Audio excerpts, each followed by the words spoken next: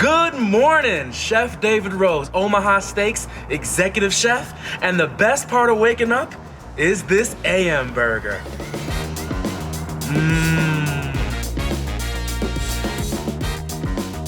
Over half an inch thick, we're frying up some Omaha Steaks Colossal Cut Bacon with vegetable oil. Into the pan, the Steakhouse Hash Browns go, fry till golden brown and top with American cheese. We form our patties with Omaha Steaks ground beef, and I put a dimple in the middle of the patty to prevent shrinkage. We season with salt and pepper, and onto the big green egg mini macs the Omaha Steaks burgers go.